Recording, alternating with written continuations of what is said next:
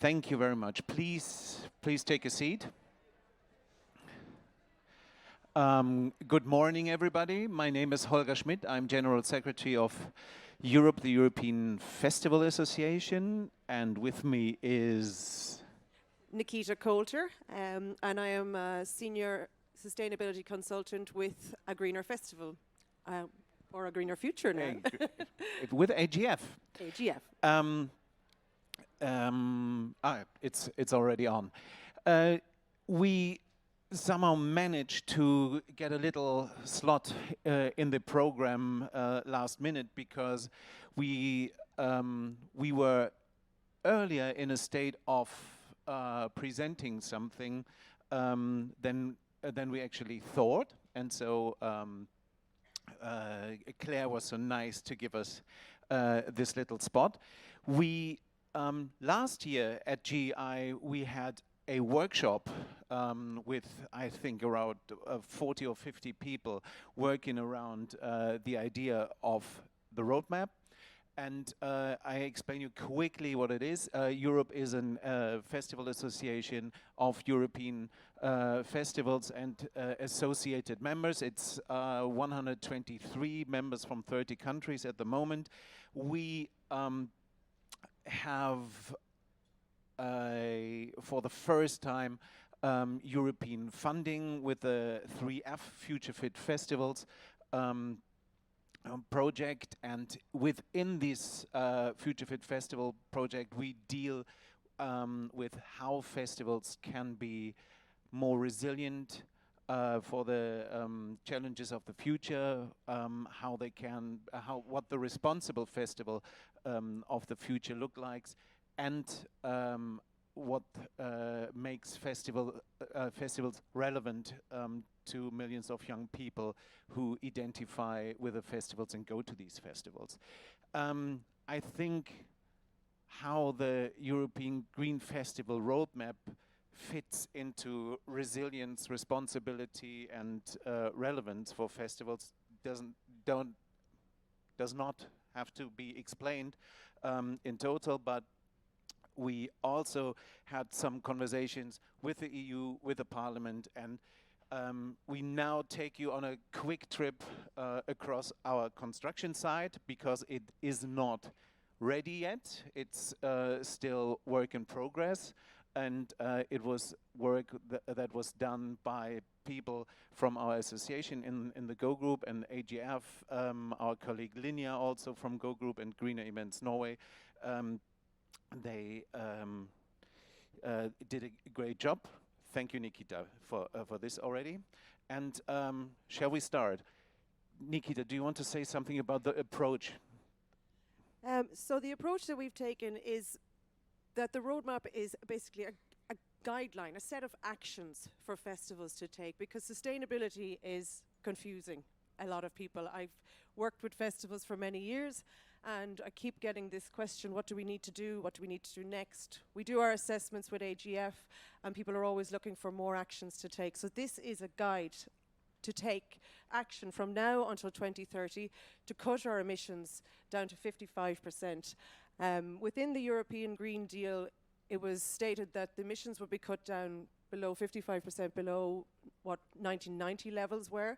Now, a lot of European festivals were not around in 1990, or were not, whether they were around, they were not collecting data at that time. So we would say that from whenever you started collecting your data, create a baseline, and then go below that. Go below in whatever way you can. Use all of the actions that we have laid out here to try and put in a strategy and to work on each of the thematic areas. We have them here. We show you in the content. We will go through a couple of slides.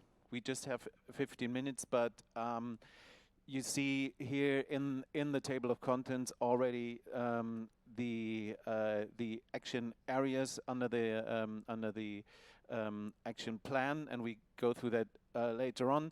These action areas are in line with the focus areas that we chose for the Future Festival Tools Erasmus project that we were busy at for the last 2 years, together with colleagues from Julie's Bicycle, from Green Events, Netherlands, Go Group, you name them, and we were creating tools, and it's the same focus area, and we have one more actually here. So this is what you just mentioned. The plan is, if you take into account the European Green Deal, then European festivals will reach 55% reduction overall in CO2 emissions by 2030. And I was supposed to ask you 50% reduction from what? And you already said that. Sorry, I jumped ahead. in your first statement. Here's the problem statement. Actually, we're preaching to the converted here. The problem, why we need something like that, is pretty clear. So people going to green events and innovations know about that. So we will not dive deeper into this. Something about this page, Nikita? Yeah, well, this is a guide on, we have a little bit here on how to actually use the guide. I don't know if you can see this section down here. So what we've done is we've split it into each of the target areas. Strategy is the first one and the main one, because everybody must have a strategy to achieve sustainability. We have our thematic areas then that are broken down into different levels. So each of the actions within each of these themes are split into basic, moderate, ambitious, or challenging actions. And we'll go on to show the roadmap timeline and how they link up. We have some basic facts about greenhouse gas emissions as well, but we can skip those and go straight to the roadmap here. So, will I lead on? Yes. So, we've basically decided that everybody needs to have a strategy. So strategy is overarching. We don't have... Excuse me, am I in the way? Can everybody see? Will we move? I'll move too. Maybe this is easier.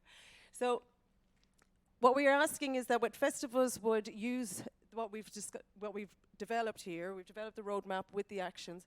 We have a section on strategy and how to devise a strategy. And for the next 2 or 3 years to implement a strategy, and then by 2026 we would want to be reviewing that strategy to see how it's going, to see does it need to be updated again and developed, and again in 2028 another review, and then by 2030 we would hope that the strategy that everybody has implemented has been enough to cut the emissions down by 55%. We have our actions split into the 4 different levels: basic, moderate, ambitious, and challenging. And we would hope that it would be achievable for all of the festivals to reach the basic targets by 2040, the moderate targets by 2060, the ambitious by 2028, or did I say 2060? 2026, sorry. You're not getting that long. And the challenging by 2030. If we say every festival, that means, and I should have said that before, in the room there are a lot of festivals which are already far ahead probably of this roadmap, because they did a lot of stuff already.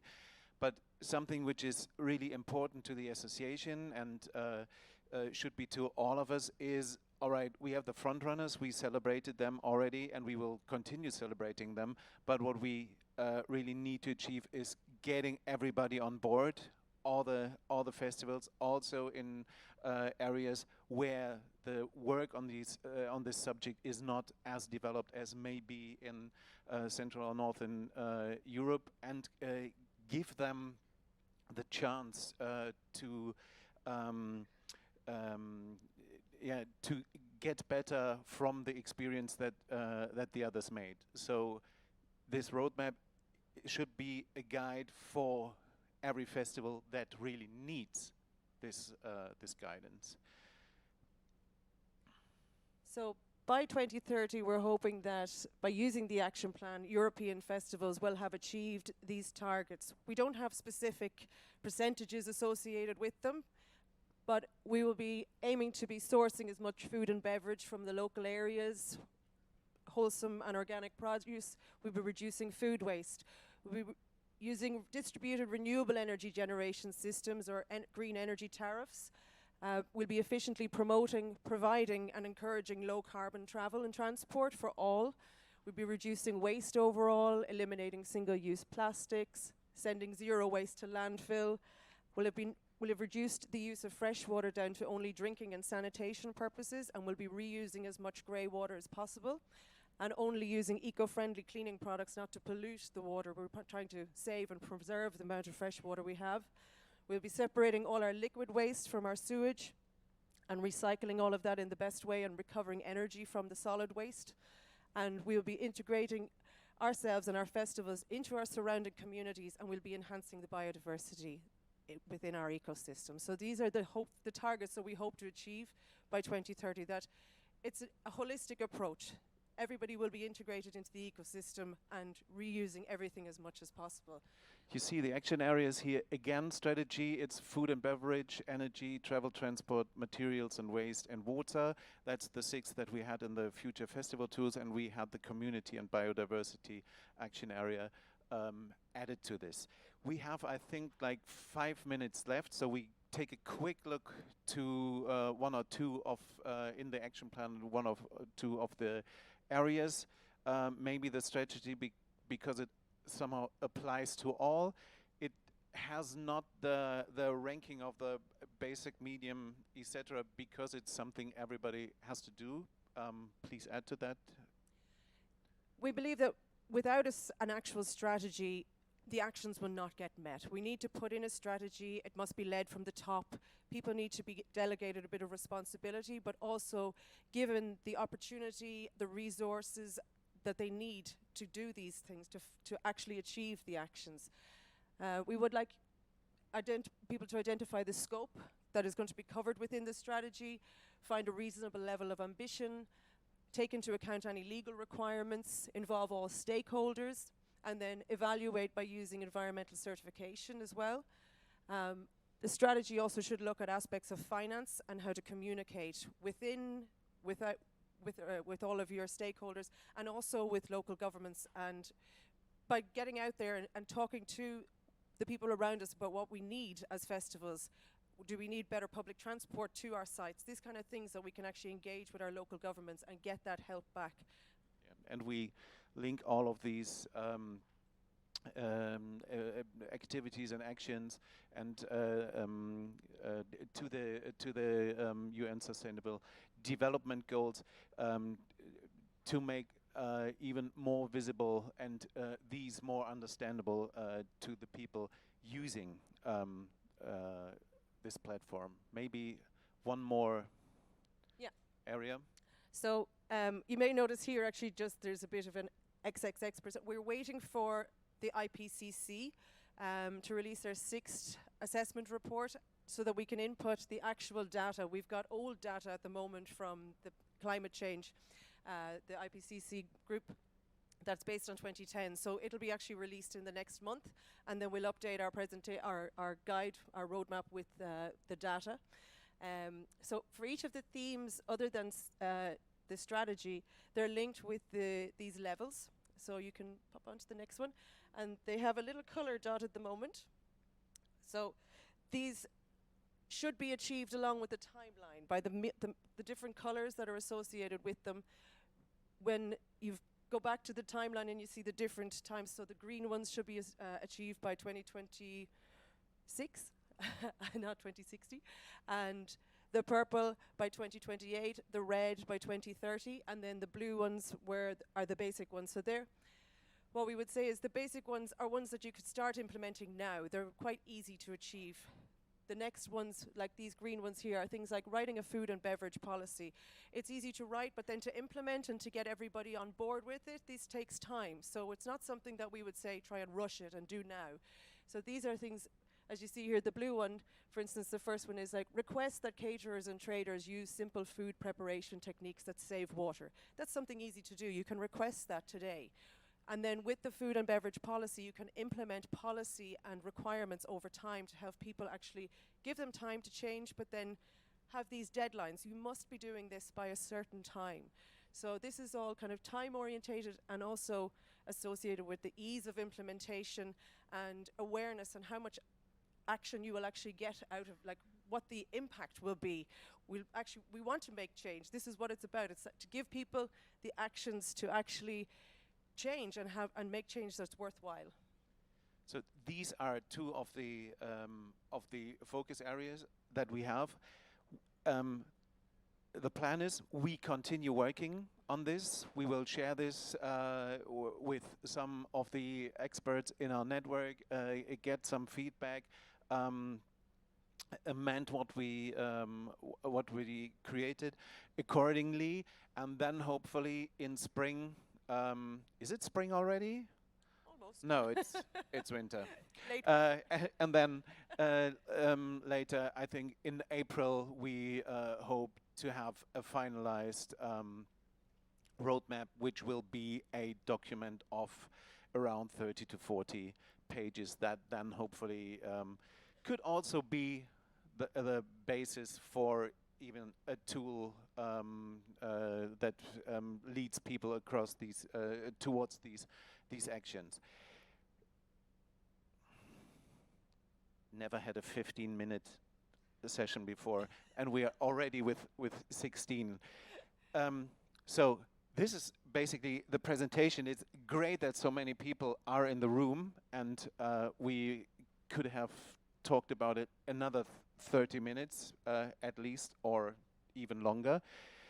So AGF, as soon as this is ready, it will be shared with you, all of you guys, through the through GEI and AGF, Europe, of course, and there will be other occasions when we will share this.